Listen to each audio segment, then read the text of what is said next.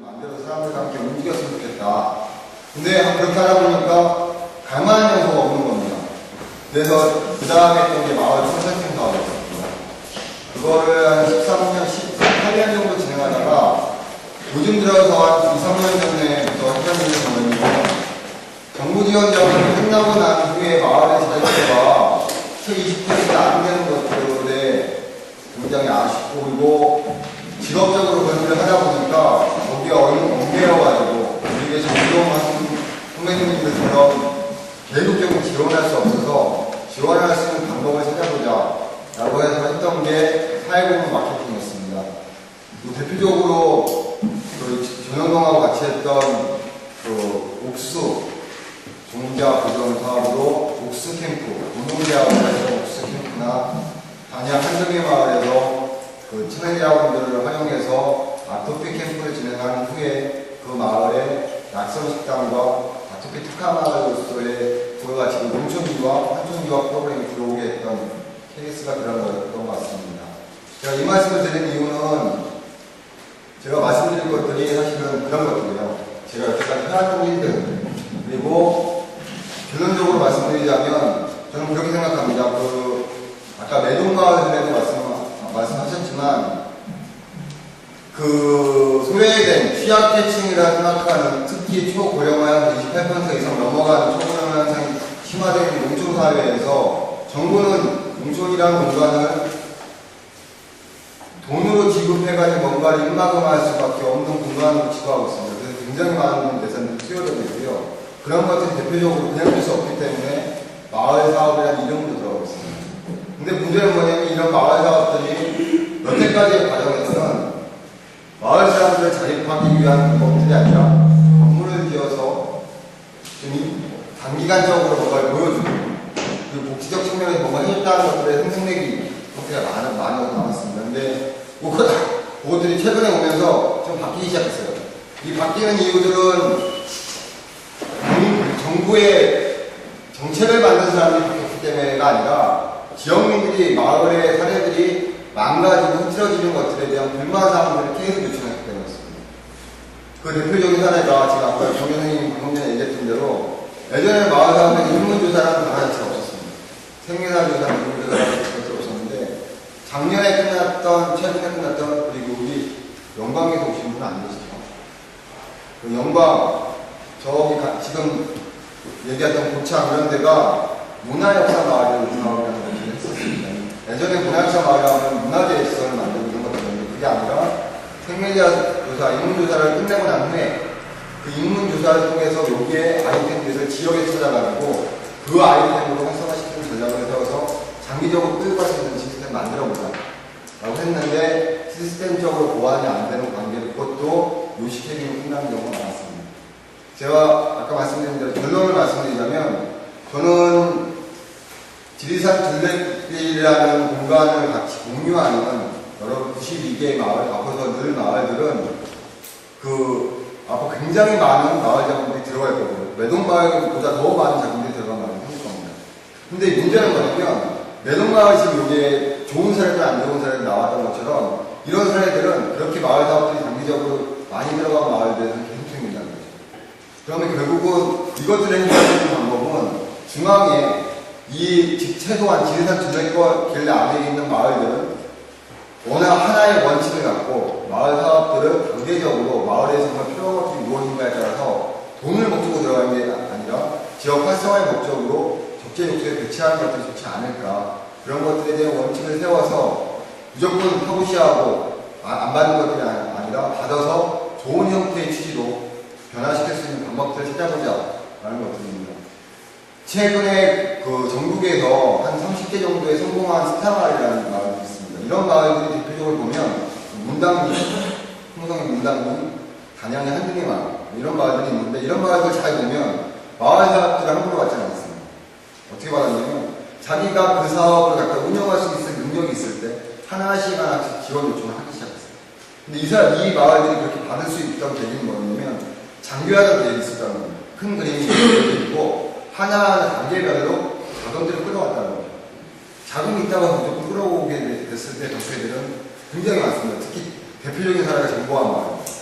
정부만으로 하면 좋죠. 컴퓨터 뭐 100대씩 지원해주고 정부가 센터 만들어서 기재해주고. 근데 문제는 뭐냐면 한 달에 40만 원씩 되면 관리비가 수는 안 돼서 나중에는 컴퓨터를 다 바깥에 버리고 문 잠가면 못 들어오게 하고 이런 케이스가 정책에 굉장히 없고 정책도 이런 것들을 하는데 묶어가는 경우들이 어떤 거냐면 다 아실 겁니다. 그 예전에 농림부에 했던 컴퓨터 보급 사업이 있습니다. 경로당. 귀농산업과 뭐 이런 게 해서 컴퓨터 2대씩 보급하는 사업이 있었습니다. 이 사업은 와사람들이 굉장히 좋아했어요. 노인분들이 쓸 수 있는 독자적인 컴퓨터가 노인네가 찾게 되는 거예요. 근데 이 사업이 없어졌어요. 없어진 이유가 뭐냐면 정보화 사업처럼 대규모된 사업이 있는데 왜 이중으로 회사를 낭비하는 거예요. 정작 없어져야 할 것은 큰 거였는데 작은 게 없어졌다는 거예요. 이런 것들은 저는 원칙을 세우고 그것들을 튼튼하게 집행할 수 있는 공동체성이 있다면 얼마든지 유지시킬 수 있지 않을까 생각해서 제 이야기를 시작을 합니다. 저는 지리산 둘레길을 명품 브랜드라고 생각합니다. 제가 2001년도에 제가 다른 단체에 있을 때 월드컵 경기가 2002년에 있어가지고 월드컵 경기장 주변에 굉장히 다양한 문화 시설이나 걷기 좋은 길들이 있어서 걷는 코스, 자전거 타는 코스, 이렇게 문화적 코스들을 외국인과 함께 할 수 있도록 가이드북을 만든 적이 있었습니다. 이때 만들고 나서 활성화가 하나도 안 됐어요. 그리고 제가 알기로 올레길도 처음 만들 때 많이 없어요. 누가 거기 와서 이거 걷겠냐 하면서. 근데 그런 여러 가지 지리한 과정을 거치면서 지금은 올레길, 둘레길은 하나의 브랜드화가 됐고 그 브랜드는 굉장히 큰 사회적 파장을 일으키고 있습니다. 각각 지역마다 들들이 만들어지고 있습니다. 근데 문제는 뭐냐면 뒤에서 말씀드리겠지만 지리산 둘레길만 갖고 지리산 둘레길을 만들어서 이제 사람들이 자아실현을 하기 위한 코스로 아니면 그 여러 가지 공간을 활용하기 위해 사람들이 많이 오는데 아까 말씀드렸던 대로 쓰레기 문제가 양상되고 그리고 주민소득과 직접적인 관계가 없으니까 주민들이 싫어하기 시작하는 거예요. 왜냐하면 생활 공간 안에 사람들이 들어오기 시작하니까 그 부분에 대한 불만이 굉장히 많이 늘고 있습니다. 근데 이 부분이 왜 그러냐면 지리산이라는 명품 브랜드가 마을이 갖고 있는 국제적 브랜드하고 맞지 않는다는 거예요. 그럼 그 대중화된 브랜드를 어떻게 연결시킬 것이냐. 물론 내동마을 같은 경우는 제가 그 아까 안 좋은 사례라고 봤을 때 내동마을에서 볼 좋은 사례를 볼 겁니다. 어떻게 보냐면 지리산 명품 브랜드에 자기가 갖고 있는 그 욕구, 일반 사람들이 갖고 있는 기본적인 욕구를 충족시킬 수 있는 통합 브랜드를 갖고 있었기 때문에 사람들이 많이 몰리기 시작한 거고 뭐 대표적으로 1박 2일이라는 데 와서 숙박하는 것도 있고 좋으니 거기가 들어와서 사람들이 한꺼번에 몰리게 했어요. 결국은 여기 몇 군데를 빼고 나머지는 다 그거에 대해서 제가 내려오고 난 후에 그 얘기를 하시더라고요. 1박 2일 이런 데 왔으면 안 받았다. 이런 얘기를 많이 하시더라고요. 홍보는 됐을지 모르겠지만 그만큼 사람들이 많이 몰려서 쓰레기가 배출되고 공간들에 대한 소음들이 많이 생겼다는 얘기가 있었습니다. 이런 것들에 대한 원칙들을 좀 세웠으면 좋겠다는 얘기인데요. 최근의 정책에 대한 대안인데 예전에는 농촌 정책들은 다 아시겠지만 뭐 유통구조를 개선하고 생산성을 늘리면 농촌이 잘 살 거라고 얘기했지만 이제는 농촌의 정책 사업들, 쉽게 해서 지원 사업들이 삶의 질을 개선하거나 새로운 형태의 패러다임을 만들기 위한 방식으로 많이 바뀌고 있습니다. 그리고 또 하나는 최근에 농촌 관광객, 물론 저 스키에서는 둘레길이 차지하고 있는 양이 굉장히 큽니다. 굉장히 많이 있습니다. 물론 여행객들도 많이 굉장히 다양한 사회현상으로 인해서 관광객들이 관광을 많이 하게 되는데 그 중에 대표적으로 획기적으로 늘고 있는 공간이 농촌입니다. 얼마만큼 많이 늘냐면 매년 16%씩 증가하고 있고요. 그 2011년에 농촌을 방문한 인구들을 데이터를 따져봤더니 중국에서 데이터를 따졌더니 1억 2천만 명 정도가 농촌을 방문할 거라고 합니다. 이런 많은 수요들이 왜 지역에 오느냐, 특히 둘레길을 오느냐, 아니면 올레길을 오느냐를 봤을 때요. 쭉 열어주시면. 이거를 학문적으로 연구하시는 분들이 계십니다. 그래서 요거 5단계론이라고 하는 게 있는데, 이건 뭐냐면, 위로 올라갈수록 소비자들이 돈을 집중한다는 거예요. 저 맨 위에 있는 게 다 하시는 욕구인데, 사실은 지리산 둘레길, 숲길, 올레길들은 자아실현 욕구를 위해서 하는 거예요. 문제는 뭐냐면 돈을 쓸 준비는 되어 있다는 거예요. 어느 순간인가 자기가 무언가를 갖고 있는 것들을 이미 그것들을 포기하고 거기까지 왔으면 돈을 소비하고 그것들에 대한 어떤 가치를 느끼고자 하는데 저 부분들과 저 밑에 지금 지역에 준비하고 있는 마을이 갖고 있는 콘텐츠들하고 맞지 않는 거예요. 그것들을 어떻게 맞출 것이냐. 제가 여기 말씀드린 것들은 돈을 많이 벌자가 아닙니다. 돈을 많이 벌자가 아니라 지역에서 최소한 지역의 어메니티를 통해서 경제와 활성화되는 것들을 외지인들이 가져가는 것들이 아니라 지역민 스스로가 운영할 수 있는 자활적 시스템을 통해서 지역 자체에 저런 위에 있는 자활시설 요건을 충족시킬 수 있는 자활 조건들, 환경 조건들을 꾸준히 유지할 수 있는 자금들을 만들어주는 겁니다. 뒤에서 나오는 건 이런 것들입니다. 아까 내동마을에 사실 이런 거였습니다. 사람들이 위쪽으로 갈수록 돈을 지켜나는 욕구가 늘어나는데 명품브랜드라고 했던 이것들은 지리산 둘레길 갖고 있는 그 가치라고 생각합니다. 근데 문제는 뭐냐면 명품은 비싼 돈을 내고 사야 됩니다. 지리산 둘레길에 특히 뭐 지리산 둘레길보다 그 제주도 올레길 더 심한데요. 거기까지 가서 5일이고 6일이고 그 코스로 들려면 뭔가를 하는 휴가를 포기하고 아니면 다른 경제적 가치를 포기해서 가야 되는 건데 그렇게 갔을 때 그 간 사람들이 일반적으로 소비하는 대중적 브랜드는 어떤 것들이 있냐. 그건 결국은 이런 것들입니다. 사회적 욕구, 안정적 욕구, 흥미적 욕구. 뭐 기본, 쉽게 얘기하자면 농산물 중에서도 지금 여기까지 왔는데 좋은 농산물을 좀 먹어봤으면 좋겠고 편한 숙소에 좀 갔으면 좋겠고 그리고 이 코스를 들으면서 뭔가를 좀 느꼈으면 좋겠는데 혼자만 느낄 수 있는 자아식 욕구로만 충족시킬 수 있는 지리산 둘레길이 갖고 있는 한계는 결국은 그 사람들은 코스를 들고 나가는 상태로 끝나버립니다. 그러면 마을 사람들은 뭐라고 해요?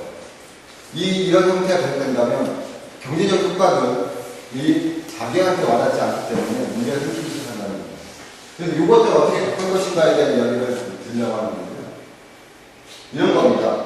아까 얘기한 대로 지리산 브랜드는 용입니다. 지리산 둘레길이라는 브랜드는 용입니다. 근데 저 용에서 마지막 없는 게 뭘까요? 눈이 없죠. 여기 좀 있어요.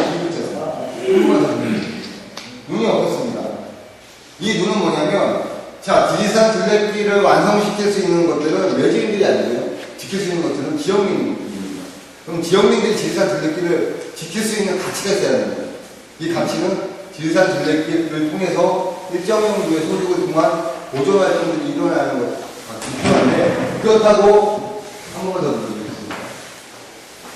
그것만 있다고 한다면, 외동마을처럼 민박사업들을 받아가지고 개별적인 콘텐츠들을 이렇게 쌓아놓는 공식만 생기고 자기 마을들만 갖고 있다면 지리산 둘레길이라는 콘텐츠가 보일까요? 안 보인다는 거예요. 사실은 관광객들이 한 곳에 머물러 있는 시간이 늘면 들수록 그만큼 소비하는 활동들이 그쪽에서 이루어지기 시작합니다. 저는 이것들을 좀 분산시켰으면 좋겠답니다. 다양한 가치나 다양한 경험이 있는 이 둘레길을 생태적 가치나 문화적 가치, 역사적 가치를 모든 것들을 이해하면서 뭐 낭비나 소비가 아니라 적절히 그것들을 소득 분배를 통해서 지역민들이 그 소득들이 분배된다면 그것들을 보존하기 위해서 다 같이 모여들지 않을까 하는 것들을 하는 거예요. 이런 것들이었습니다. 멋지죠. 지리산 둘레길하면 사람들이 와 그런 거. 근데 결국은 우리한테 필요한 것들은 저 멋진 것들을 유지하기 위해서 지역민들의 힘이 필요하다는 거죠. 고향이 어디십니까? 고향이 어디십니까? 고향이 어디십니까? 네, 이렇게 얘기합니다. 고향이 어디십니까? 인천시 계양군 작전동 이렇게 얘기합니다. 지리산 둘레길에 가보셨습니까? 할 때 구례를 가보셨어요? 산청을 가보셨어요? 이렇게 물어보지 않습니다. 제 얘기는요.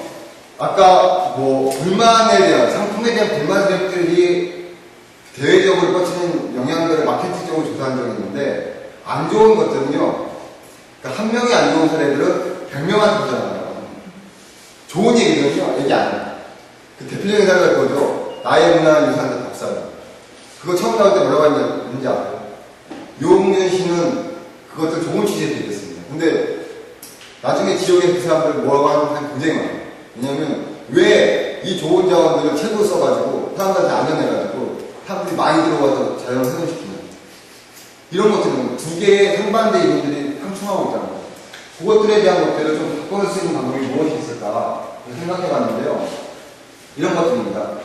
사실은 지리산 둘레길을 아버지가 가족들을 끌고 옵니다. 아니면 연인끼리 온다든지 합니다. 근데 모든 사람들이 만족하고 오지는 않는다는 거예요. 듣기만 한다는 거예요. 사람들만의 욕구가 다 틀리다는 거죠. 그 사람들이 이 공간 내에서 얻고자 하는 욕구들이 분명히 있는데 이 욕구들을 기본적으로 나누는 것입니다. 아이들은 누구나 체험을 통해서 그리고 그 청년층들은 그 교육이나 지식을 통해서 그리고 이런 식으로 전통과 휴식 그리고 추억을 만들고 있는 이런 공간들을 찾습니다.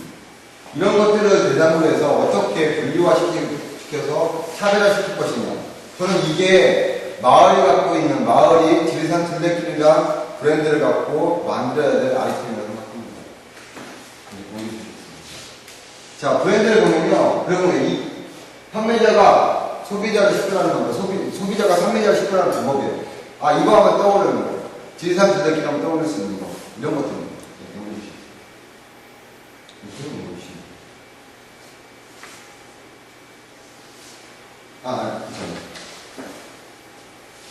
뭔지 다 아시죠? 이렇게.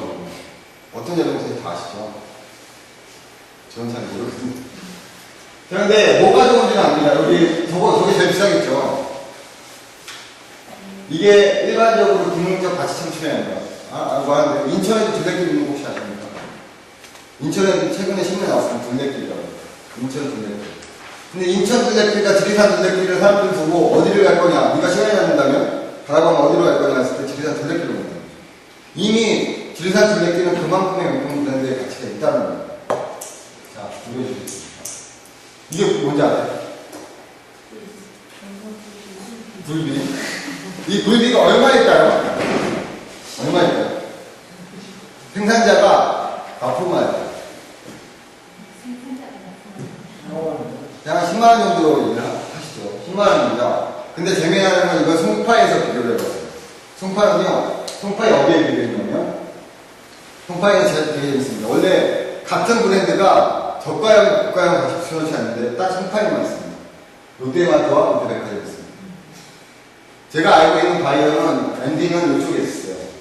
추석에 굴비를 딱 갖다 때려박은 거예요. 10만원씩 양쪽에 뿌렸습니다. 자, 이쪽에서는 19만 9천원, 이쪽에는 19만 9천원 팔았습니다. 제 엔딩은 이쪽에 있을 때라고 했잖아요. 19만 9천원짜리 똑같은 상품들을 이렇게 파는데 처음 들어간 그 사람 입장에서는 내 거 다 팔고 여기까지 팔면 오늘 수가 엄청나겠다는 생각을 했습니다. 근데 결과는 어떻게 됐을까요? 그렇죠. 백화점과 바로 나중에 이 물건을 해가지고 회장님 바꿔가지고 29만 9천원에 팔아야 돼요. 물어봤답니다. 29만 9천원짜리 사고 나간 사람이 아는 사람이죠. 왜 그걸 하셨어요? 뭐라고 했을까요? 똑같은 건 알아요. 한마디 했습니다. 한문으로. 가치가 바뀐다는 겁니다. 지리산 둘레길에서 그냥 걷기만을 원하는 사람들이 분명히 있습니다. 근데 그냥 걷기만을 원하는 사람들한테 어떤 것들 더 좋습니까? 물론, 그렇다고 해서 놀이기구 갖다 때려박고 이런 사람은 절대 안 합니다. 그렇게 해서 잘못된 게 통영에 있었습니다. 제가 통영에 화성에너지 재구성에 대한 기본계획을 세웠는데 그때 기본계획을 세운 이유는 딱 하나 있습니다. 거기다 케이블카입니다. 케이블카가 아니라 이렇게 쭉 넣어가지고 있는 통영에서 섬까지 길이가 엄청난데 여기를 쭉 위로 이렇게 지나갈 수 있는 이거를 누르라고 케이블카를 누르라고 사업을 하고 있었는데 그렇게 하지 말고 이렇게 하면 바뀌지 않겠냐고 해서 세웠던 계획이었습니다. 딱 이거보다 더 나아요. 환경적으로 뭔가를 보존할 수 있는 계획이 생긴다면 가치가 바뀌기 시작한다는 거예요. 자, 그리고 이것도 다 아시죠? 이거 갖고 있는 사람들은요, 저는 하나도 없습니다. 이거 갖고 있는 사람들은 와, 봅니다. 와, 이거 진짜야, 이러면서. 사람들이 갖고 있는 심리적 가치에 따라서, 브랜드에 따라서 다른 형태의 느낌이 틀려진다는 거죠. 이렇게 해서 만들어진 마을이 되겠습니다.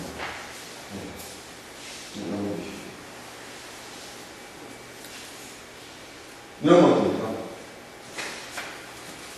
문방위 가니까 쌀이 5만원씩 돼요. 다른 데에 15,000원, 2만원씩 하는 쌀. 그리고 본 사람들이 사갑니다. 맛이 좋습니다. 그리고 거긴 친환경 유기농 하는 것들을 너무 많은 사람들이 알고 있고 그것들에 대한 그 인유 가치를 보는 거죠. 단양 한림의 마을 같은 경우는 저 의료라고 했지만 대표적인 예가 그런 거 있습니다. 친환경적인 환경이 갖고 있는 농촌이 갖고 있는 친환경성이 얼마만큼 중요한지를 보여준 거예요. 대표적으로. 뭘 통해서? 키우를 통해서. 저는 지리산 둘레길 이런 것들 강하다 생각하는데 어느 내용이냐면 그분들의 아토피에 대해서 서울시에서는 모든 보건소에서 그 아토피와 천식 환경질환이라고 모든 보건소마다 그 센터가 있거든요. 근데 마침 한림의 마을에 갔더니 환경이 너무 좋은 거예요. 그래서 거기서 제가 외부 자원을 끌어다가 환경 캠프가 아니라 아토피 캠프를 진행했어요. 여러 가지 프로그램을 해봤더니 아이들 진짜 나아요. 아마 여기 마찬가지 다 넘겨오는 거 같아요. 근데 왜 났냐? 한 가지였어요. 밖에 나가 놀게 했거든요. 옛날에 아토피가 있었을까요? 없었을까요? 옛날에는 있었습니다. 옛날에는 있었답니다. 근데 왜 아토피가 문이 안 되냐면 너무 가난하고 식구들이 많아서 그 이유가 뭐냐면 아버지들이 돈만 되면 뭐라고 하냐면 야 집안 조금 해주겠는데 먼지 피우지 말고 나가놓으라고 했더니 먼지도 먹고 흙도 만지고 하면서 면역성을 키우거든요. 아토피가 사실은 면역성이 떨어지기 때문에 생기는 경우인데 밖에만 나오면 그런 환경들을 접할 수 있는 특히 둘레길을 통해서 뭐 숲에서 나올 수 있는 피톤치드나 여러 가지 자원들이 있는 이런 공간으로 활용되는 것들은 아이템들을 그렇게 뽑아야 됩니다. 이런 게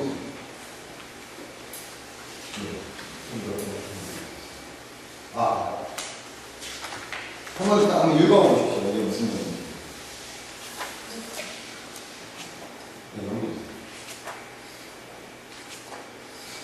이거 어떻게 하면 이렇게 될까요? 어떻게 하면 이렇게 될까요? 성형수술하면 되죠. 성형수술하는 대표적인 예가 농진청에서 예전에 했던 전통태양마을이었습니다. 옛날 전통태양마을의 기본 것들을 보면 민박 만들기가 있었고요. 또 하나가 뭐냐면 농촌하면 떠오르는 게 뭘까? 책상에 앉는 사람들이 생각합니다. 농촌하면 뭐 떠오르세요? 디딜바가 뭔데요? 다 지우는 거예요. 청가시키고. 그랬더니 돌아가지 않는 디딜바가 디딜바가는 나중에 사람들이 그걸 보면서 화가 나기 시작합니다. 돈은 들어서 뭔가 만들어놨는데 처음엔 좋았는데 뭔가 될 줄 알았는데 이게 아무 의미가 없습니다. 저는 이런 것들을 맞지 않습니다. 마을 사업은 들어오는 돈입니다. 어쩔 수 없이. 여러분들이 원하거나 원하지 않아요. 마을 주민들이 한두 명만 그런 생각을 갖고 있다면 그럴 수 없어요. 그렇다면 그것들은 이 마을의 아이템과 정확하게 일치해서 찾아야 돼요. 그렇다고 모든 마을이 나는 지리산 둘레길 중에 1등 마을이 될 거야 라고 할 필요는 없다는 거예요. 이거 뭔지 아시죠? 헤이즐넛 커피. 다 드셔보셨습니까? 그 아메리카노 커피가 비쌀까요? 헤이즐넛이 비쌀까요?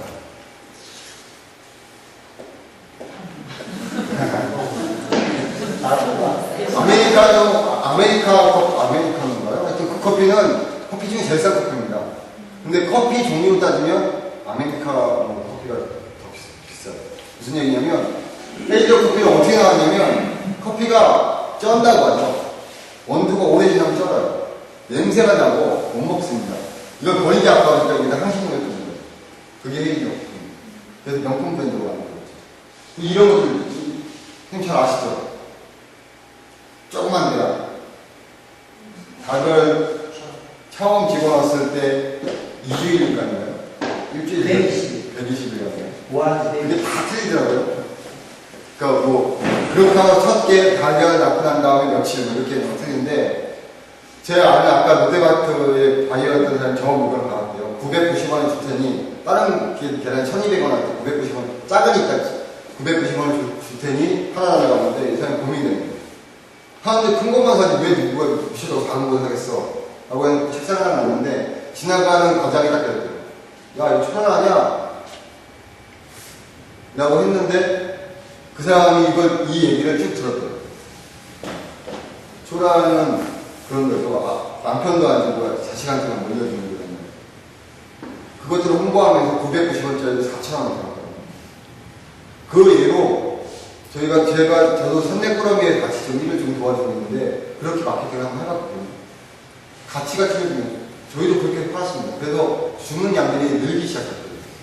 그러니까 그런 형태의 사례들이 굉장히 많다는 거예요. 이건 뭐냐면 컨설팅하는 사람들이 와서 여러분들한테 주어질 수 있는 자료가 아니라는 거예요. 그런 것도 제일 잘 알고 계시는 분들은 지역에 계시는 분들이고 지역의 자원들을 찾고 있는 사람들이라는 거예요. 뭐 그런 예들은 너무나 많습니다. 예를 저는 좀 재밌게 하기 위해서 예를 좀 많이 드리겠습니다. 누군지 아시죠? 이주일 씨, 고이주일, 정주일 선생님. 뭐로 유명해진 혹시 아세요? 콩나물 팍팍 전혀 말고. 못생기셨습니까? 못생기셨습니까? 못생기셨어요? 못생기지 않았습니다.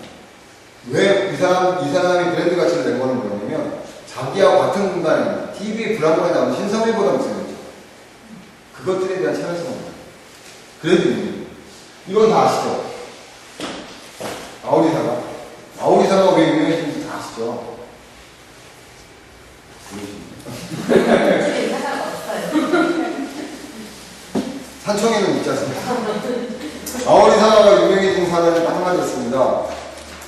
다 사과농사를 짓는 마을에 태풍이 온 거예요. 저도 몇 미터의 태풍이 와가지고 다 떨어졌죠. 남아있는 사과가 딱 10개, 10%밖에 안 남았다는 거예요. 다 이거 같이 절망을 했습니다. 아, 사과농사가 다 아니군요. 근데 남아있는 3명이 딱 앉아서 한참 찾아왔대요. 그러면서 뭐라고 그러냐면, 야, 대개나 다 떨어졌는데 니네들 뭐가 우리를 위해 뭘 해주려고 이렇게 남아있느냐 해가지고 남아있는 사람을 갖다 다 함께 입고 했어요. 근데 한마디 해서 딱 해서 해봤습니다. 뭐에 들어갔어요? 누구한테? 수험생들한테 태풍에도 견디는 사과 이렇게 해서 그 해 매출을 다 보강했다고 합니다. 저는 그런 겁니다. 지역이 농촌이고 낙후됐고 초고령화 현상으로 그 인력을 할 수 있는 사람이 없다면 그거에 맞춰서 움직였으면 좋겠다는 거예요. 그리고 저는 요즘 많이 나오는 문화해설사, 생태해설사, 저 숙명무소에도 있었고 인드라모니도 있었고 아까 얘기한 대로 여러 개의 단체에 있으면서 그런 해설사 자격증을 따는 사람이 굉장히 많아요. 그리고 마을해설사, 마을체험 지도사 다 양성과정에 참여하고 있는데 중요한 건 뭐냐면 지역 자원들 이 사람들이 해석할 수가 없다는 거예요. 저는 정말 필요한 건 외국에는 있습니다. 외국에 가면 약간 리플렛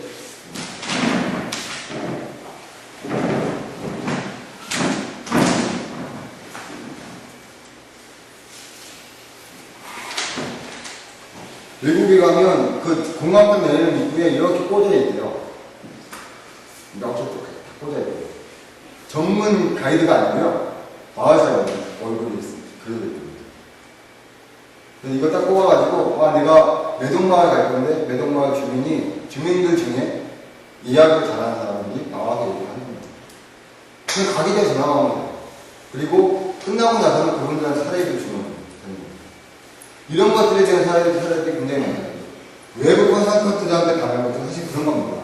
우리의 시스템을 정확하게 이해하고 있을 때 그것들을 응용할 수 있는 교육을 시킬 수 있는 거예요. 저는 컨설팅을 앞으로 이제 이런 마을들이 여러 가지 사업을 받을 때 하나의 원칙을 그렇게 만들었으면 좋겠다는 거예요. 이런 사례들이 몇 가지 있습니다. 예, 이 넘겨주세요. 아까 얘기 말씀드렸습니다. 아니요. 죄송합니다. 예, 조금 넘겨주세요. 네. 근데 이거는 영국에 있는 식당인데 이거 왜 유명인지 아세요? 우리나라에도 이런 사례 있습니다. 이 식당에 가면 앉아서 얌전히 밥을 먹으려면 미친다고 합니다. 특히 한국 사람들. 현재 높아져요. 기네스북에 올린 식당이에요. 전 세계에서 제일 불친절하게 소문났다. 앉아있으면 안 와요. 그래서 항상 급하니까 어이어이 불러서 딱 앞에 놓고 시키면 짜장면 가게인데요. 짜장면이 던진대요. 받아서 먹어야 합니다. 그런 것들을 골라와요. 얼마나 불친절한가 보자. 근데 저렇게 불친절한 걸 알고 있는 사람들은요, 갔을 때 그 불친절한 걸로 시정 요청을 하지 않습니다. 대표적인 사례가 아까 얘기했던 화장실. 농촌마을 컨설팅한테 그런 얘기 많이 하세요. 아, 우리 마을 화장실이 불편하다는 것은요, 왜, 어떻게 아셨냐고요? 내가 불편한 게 아니에요. 오는 사람들이 얘기하는 거예요. 오는 사람들이 얘기하니까 내가 뭔가 젖은 것 같아요. 돈 주고 하는 사람인데. 그래서 화장실 바꿔놓자고 합니다. 경기도에서는 그래서 평당 800만 원씩 의리의리한 화장실을 찾아요. 거기에 하루에 2명, 3명 옵니다. 마을 사람들 그 화장실 쓰지도 않아요. 관리도 안 해요. 저는 이런 것들을 뭐에 맞춰져 있느냐. 농촌 여기가 왔으면 불편함을 감수할 수 있는 것들도 배워야 돼요. 환경을 지켜야 되는 것들도 배워야 돼요. 이런 것들에 대한 기본적인 것들이 뭔가를 통해서 표현이 돼요. 이런 겁니다. 좀 야한 그림 하나 나왔습니다. 후터스 그림, 여기는 이걸 의미하고 있습니다. 비행, 뭘 의미하냐면 모든 바텐더가 다 이렇게 입고 있습니다. 저 회사가 비행기 회사를 인수했대요. 저 비행기에 있는 사람들은 누가 탈까요? 나이 든 사람 분들이 타실까요? 젊은 비즈니스하는 사람이 탄다고 합니다. 타는데 그 스튜어디스 복잡하게 상상이 되시겠죠? 저렇게 있습니다. 저것도 1등의 브랜드가 될 수 있다는 겁니다. 물론 그렇다고 지리산의 둘레길 마을들을 저렇게 안 좋은 것들을 브랜드화 시키자는 건 아니지만 꼭 1등 브랜드, 여기 농산물이 최고입니다. 여기는 맑은 물이 최고입니다. 깨끗한 환경이 최고입니다. 이걸로만 어필할 필요는 없다는 거예요. 지역만이 갖고 있는 자원을 어떻게 찾는가. 근데 문제는 뭐냐면 잘 모르세요. 왜냐면 너무 오랫동안 사셨기 때문에. 지갑 있으세요? 예. 나 지갑 잠깐 먼저 보겠습니다. 이렇게 하면 긴장하시니까. 얼마 있으십니까? 글쎄, 안 사람들. 대충. 500만이요? 그럼 제가 뒤져가도 되겠습니까? 네. 뒤져가서 500만원이 넘으면 거짓말 시키면 선생님도 아니시잖아요. 그럼 제가 남는 거 가져가겠고요. 500만원이 안 되면 거짓말 시키는 겁니다. 거짓말 시키신 거잖아요. 이겁니다. 근데 만약에 여기 계신 분하고 여기 계신 분한테 똑같이 500만원 있다고 얘기를 하셨어요. 자, 이제 100만원짜리 물건 딱 갖다 놓고 자, 지금부터 경매를 하겠습니다. 여러분이 갖고 있는 돈 중에 10원짜리 하나라도 더 많은 사람은 이걸 드리겠습니다 하면 그때부터 어떻게 하시는지 아세요? 다 꺼내가지고 양발까지 설면서 동전을 찾아가지고 많은 것들을 보여주는 겁니다. 근데 차이는 뭐냐면 두 분 다 5, 6만 원을 했기 때문에 비슷해요. 5, 6만 10원, 20원입니다. 이 얘기는 무슨 얘기냐면 결국에 승패를 좌우하는 것들은요 내 눈에 보이는 만 원짜리가 아니에요. 여러분들이 갖고 있는 자원 다 그러세요. 우리 요 지리산 둘레길 뭐가 좋아요? 아, 환경도 좋고요. 길도 좋고요. 참 좋습니다. 그리고 환경도 좋고, 공기도 좋고, 인심도 좋고요. 그러면 서울에 있는 사람들이 안 한다는 거예요. 왜냐면 환경 좋고, 길 좋고, 인심 좋고 하는 데는요, 가까운 경기들이 많아요. 지리산만의 얼마나 특징들이 많이 하나씩 갖고 있어요. 지리산 둘레길이 이미 명품 브랜드 머릿속에 있기 때문에 요 마을에 가서 찾을 수 있는 것들에 대한 자원들이 이제 여러분들 필요한데 그것들을 알아야 돼요. 저는 그래서 처음에 얘기를 들었을 때 그러니까 이런 컨설팅 제 얘기를 그러니까 컨설팅의 사례들을 얘기를 해드리는데 이걸 드리는 이유는 모든 자원들을 다 같이 이야기할 수 있는 자리를 만들었으면 좋겠다는 얘기였습니다. 왜냐하면 지리산 둘레길을 산천 코스만 갔다 갈 수도 있겠죠. 아니면 산내 코스만 갔다 갈 수도 있겠죠. 근데 이 사람들이 이 코스를 연장하는 이유는 다른 뭔가에 대한 기대감이 분명 존재한다는 거예요. 그것들을 연결시킬 수 있는 자원들을 계속 만들어서 이야기하려면 중복이 되면 안 돼요. 그러면 여러분들끼리 경쟁을 하게 됩니다. 그러면 마을 사람들이 계속 이상하게 형성되겠죠. 그러니까 아예 그 자원 조사가 안 된 상태에서 그것들이 시작이 되면 결국 어떻게 되냐면 시설을 갖추잖아요. 숙소도 좋게, 차장이 더 크게 짓고, 주차장이 더 넓게 짓고, 차 더 가까이 들어오게 짓고.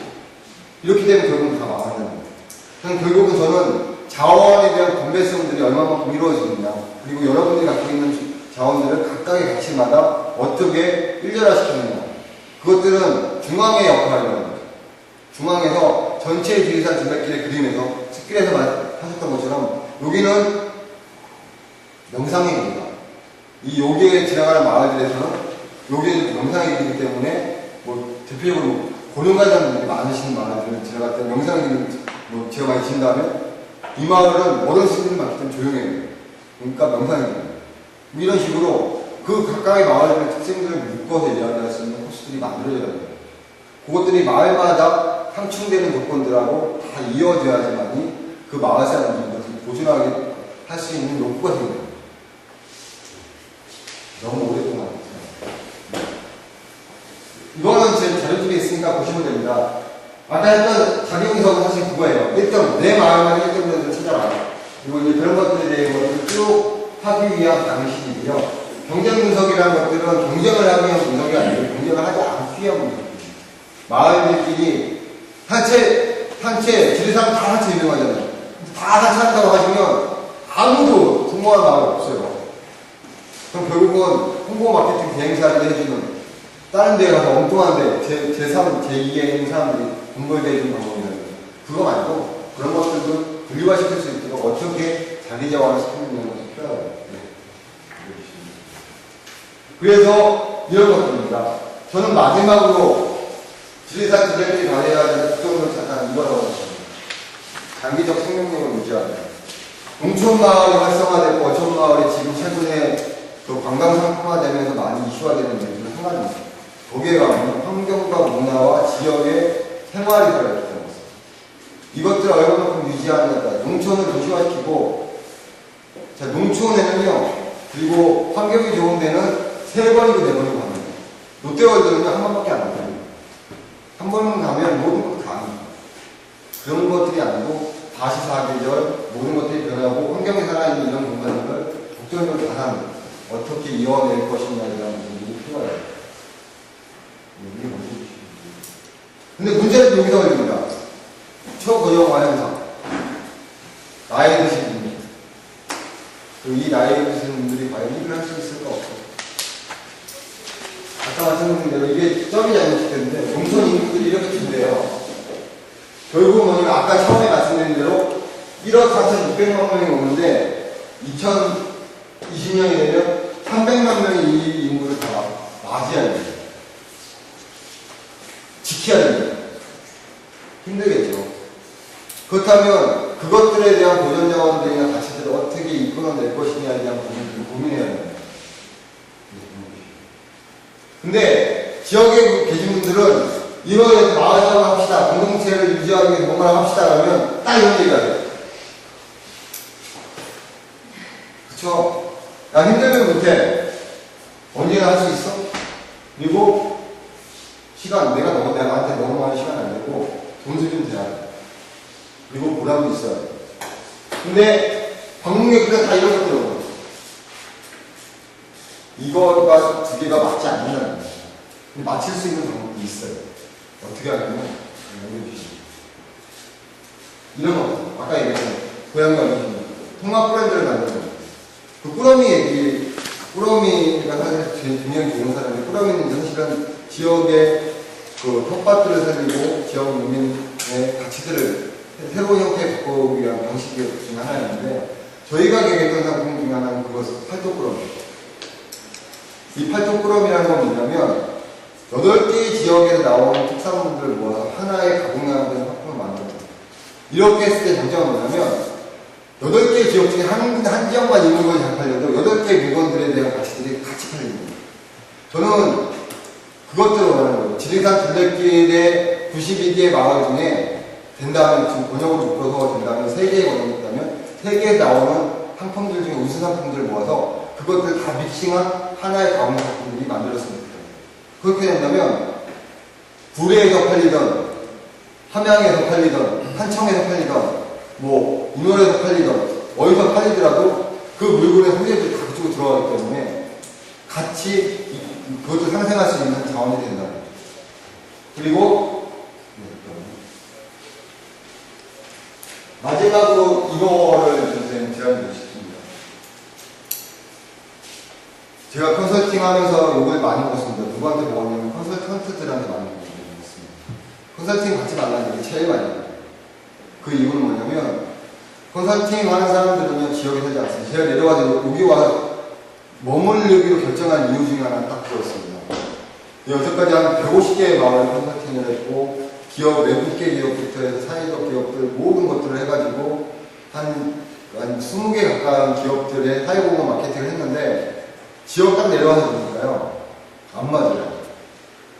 저희가 얘기한 것들은 다른 데 잘 되는 사람들. 이 잘 되는 사람들이 여기 온다고 해서 성공할 수 있는 가능성이 별로 없습니다. 저는 지리산 둘레길의 공동 네트워크가 만들어지고 그 공동체성을 유지해야 된다면 그 마을 중에 잘 되는 마을이 분명히 있을 겁니다. 잘 되고 잘 집합되는 이 마을들은요. 안 되는 마을들이 겪었던 어려움들을 다 겪어온 겁니다. 그렇다면 이 마을을 지원할 수 있는 멘토 시스템이 이루어져야 됩니다. 그런 다음에 그것들 다 통해서 이제 어느 정도 평준화가 된다면 그때 컨설팅이나 자원들이 본인이나 이런 것들 들어간다면 좀 더 알차게 쓸 수 있겠죠.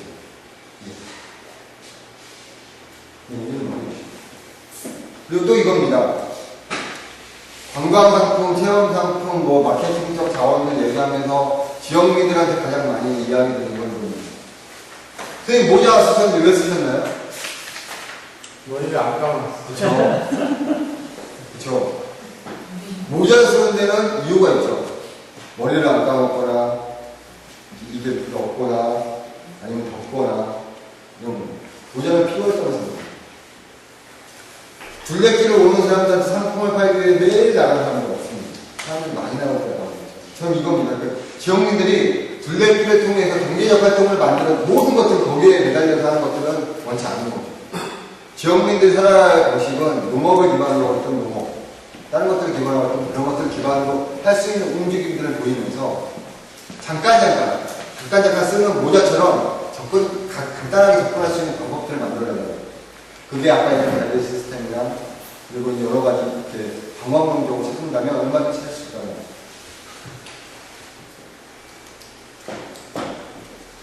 되게 재미나는 사례를 보여드리겠습니다. 이렇게 쭉 넘겨주시면 돼요. 여기는요, 사진 찍으러 오는 것 같아요. 사진 때문에 오는 거. 커피 맛 좋아서 오는 거 아니에요. 자, 모자를 파는데요. 이 낡은 의자는 3이라. 얼마에 파냐면 이렇게 넘겨주시면 돼요. 48,000원.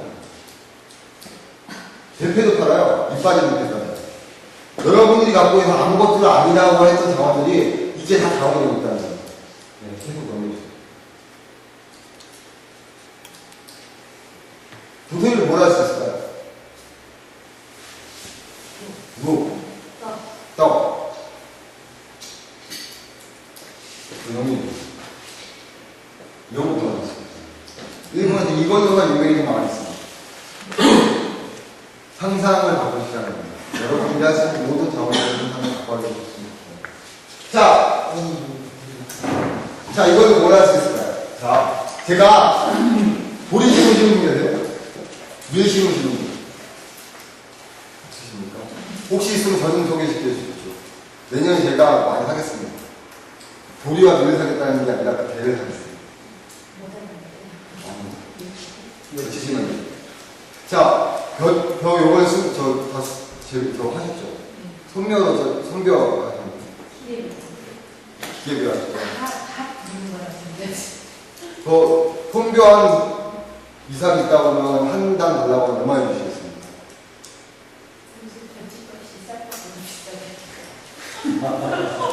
맞습니다. 형님. 이렇게 팔고 있어요, 지금. 가치의 전환이 일어나면 상상할 수 있는 모든 것들은 못 된다는 거예요. 돈을 만들기 위한 방법이 아니라 여러분들이 갖고 있는 모든 자원들이 사실은 가치가 있다는 거예요. 저희 돈을 벌기 위해서 그렇다고 이거 안 해드렸다고 내일부터 여친이 따듬어가지고 벌때 따듬어가지고 시작이 되는 게 욕먹습니다.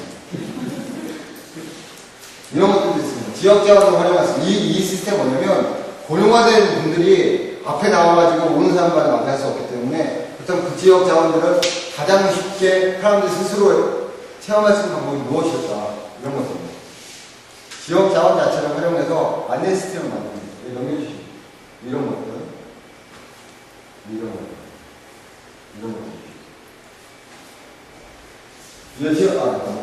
이건 제가 지금 만드는 거고요. 마을 안내판입니다. 그냥 안내판 주는 사람들이 보면 지나가요. 그렇죠? 근데 저거 있으면 사람들이 맞춰오거든요. 딱 맞췄을 때 어느 쪽으로 가라고 가는 게 있습니다. 저가 있는 거 없는 것들은 사람의 이 마을 들어갈 것인가 안 들어갈 것인가에 결정합니다. 이건 그런 겁니다. 아마 둘레길을 만들면 중간중간 되게 좋다고 만들 거예요. 그렇죠? 의자를 만드는데 그냥 문제가 만들면 휴게예요. 저 휴게에다가 상품 홍보 기능까지 있는 두 가지 있는 겁니다. 여기 앉으면요, 모자 밑에 상품이 보여요. 그냥 홍보하지 않고 자연스럽게 홍보해요. 그때 이렇게 덮어놓을 수 있는 이런 상품이 있습니다. 둘레길 중에 가장 이쁜 데를 사진 찍을 수 있는 안내판입니다. 우리 마을에 당첨을 서가지고 여기다가 사진기를 딱 놓고 찍으면 우리 마을에 가장 이쁜 모습이 그거를 누가 아냐, 지역민들이 아냐. 모르는 사람이 누가요? 근데 아무 데나 가서 집 앞에서 사진 찍고, 우리 단풍가랑 밑에 사진 찍고, 내 경제적 활동 공간, 생활적 공간들이 오픈되는데 싫은 사람들 굉장히 싫어합니다. 그런 것들 방지하기 위해서 우리 지역 내에 가장 아름다운 공간들을 홍보할 수 있는 마케팅과 자원입니다.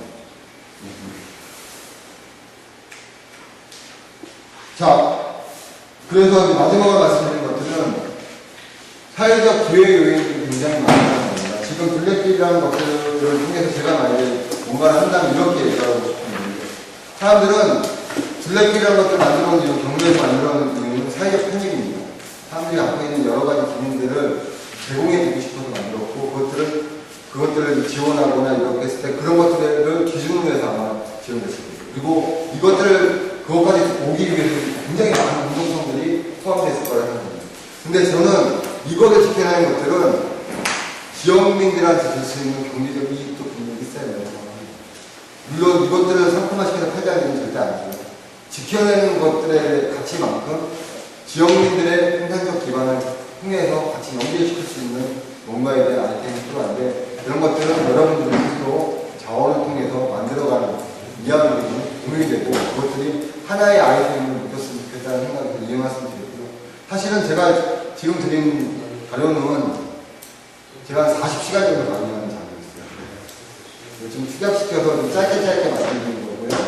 필요하시다면 이런 것들에 대한 자료는 제가 다 드리겠습니다. 여기 내려온 이유들도 사실은 그런 것들을 같이 공유하고 싶어 내려왔기 때문에 필요하다면 얼마든지 했으면 좋겠고요. 그리고 저는 지역에 계신 분들이 할 수 있는 능력은 무궁무진하다고 생각합니다.